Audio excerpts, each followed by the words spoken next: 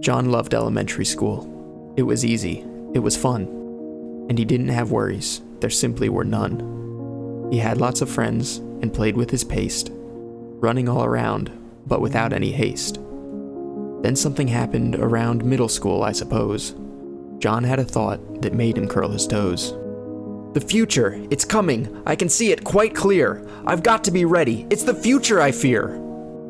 I must get good grades, and I'll explain why. I can take advanced courses in high school only if my grades are high. And advanced courses there will help me get into a good college. And good jobs will only want me with a diploma to prove my knowledge. Billy called out to John, "Hey John, come play ping pong." John responded in a hurry, "Okay, but not too long. I've got to study tonight. Our test is tomorrow. If I work hard now, I can avoid future sorrow." After studying hard, John went to bed. And before falling asleep, there was a mantra he said. Though my time now is filled with struggle and strife, when the future arrives, I can finally enjoy life. High school arrived, and John did his best, studying diligently, acing every test. Yes, that's good, but it wasn't enough. John needed some extracurriculars to buff up his stuff. He did band and debate, extracurriculars galore, all to show colleges that he was something more. More than a human, John himself didn't know. He just knew that he still needed to grow. Along the way, John met Sarah and realized she was great. They laughed and they laughed all the way through their first date. John was enamored and the connection felt right. Still, John never let his important future fall out of sight. Sarah called out to John, "Are you coming to Laura's party tonight?" John responded, "I would, but our chem test is tomorrow, right?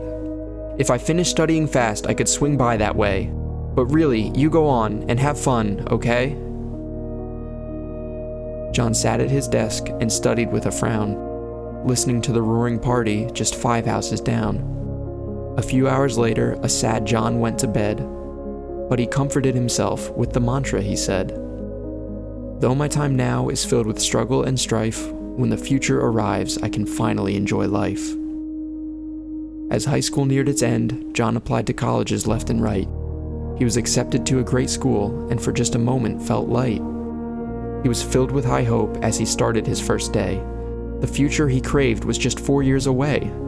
He made lots of friends and went to a party or two. Life wasn't so bad, and John was feeling brand new.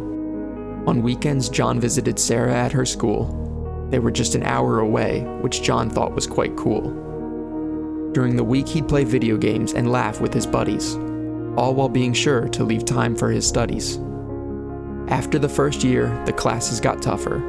John had to make sure that his grades wouldn't suffer. So he made less time for fun, friendship, and such. Compared to his future, these things didn't mean much.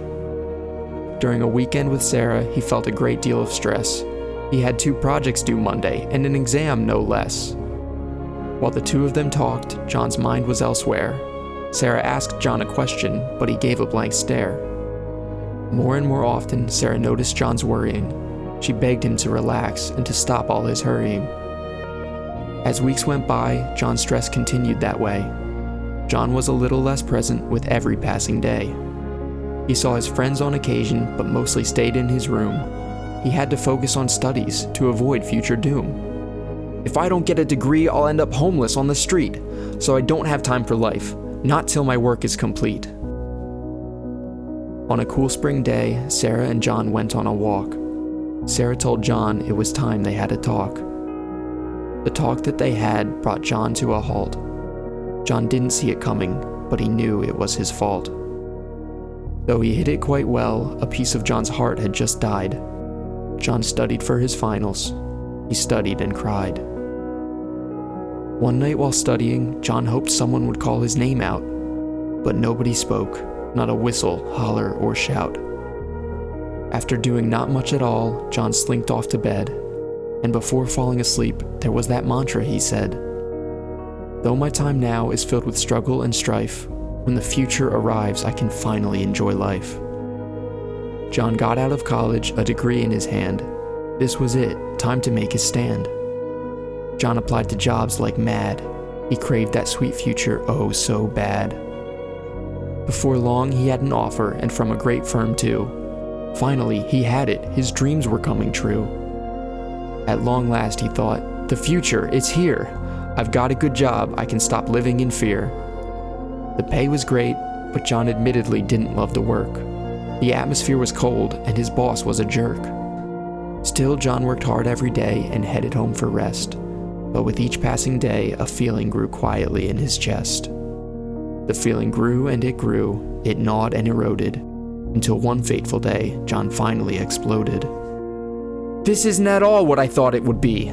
I have the job, but I don't feel free. I work 9 to 5 in a place that I hate. How can I be happy if this is my fate? What's more, I could get fired any day. I can't enjoy life now, not a shot, no way. John paused and thought. It couldn't be that all his efforts were for naught. Then John had a terrible thought from a mind unclear. I guess I have to wait until retirement's here. I will wait until I'm financially secure. Yes, that's the secret. That must be the cure. John had to wait for retirement. Of that he was sure. John worked and worked miserably for a year, quietly waiting for the future to come near. On evenings he'd go home, feeling defeated, and he hardly did anything, his energy depleted. But as time passed, John had a feeling he couldn't quite place, like he was living with a lie that he didn't want to face. John had been telling himself that his life was on pause, that time spent now didn't count simply because the future he craved still wasn't here, so he couldn't live now, that much was clear. John felt conflicted, but he was stuck in his ways. My time now doesn't count, not one of these days. I have to wait for retirement, can't you see that's the truth? And sure, I guess waiting will rob me of my youth. But there's no other option if I want to live free. Retirement will show me how good life can be. I simply have to keep living in this foggy, apathetic state, biding my time for the moment. No, wait! This is a trap, just like all the times before. I'm sick of this waiting. I'm done. No more! My life is happening right now. That's the truth, no lie. If I continue to deny it, I might as well die. Now is the only time ever to exist. The future's just a concept, a ghost in the mist. I have to bring my mind to the present every single day. No more living life on pause. I'm gonna play. John still disliked his job, but his mental state had shifted. He wouldn't accept misery with the time he'd been gifted. He constantly made efforts to bring his attention to the now, and to John's surprise, he actually felt happier somehow. The mental shift helped, but that was not all. John would build the life he wanted now. No more would he stall. Within just a month, John found a new job that paid less, but the people were kind there, and John was relieved of much stress. Twice a week, John went to a gym to rock climb. He made some new friends there in just a short time. John still had goals that he wanted to pursue, but his relationship to those goals was entirely new. He wasn't waiting for them to happen to finally start living. He lived in the present with all it was giving. The so-called future stopped holding him hostage with threats of its wrath. Instead, it became a gentle guide he used to stay on his own path. John dreams of starting a business and works toward it at night, and he enjoys every moment. It just feels right. Now and then, John slips into his old habit of living on pause.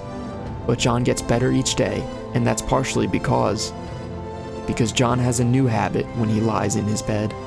A new little mantra rings clear through his head. Though my time now has some struggle and strife, now is all there is, so now I'll enjoy life.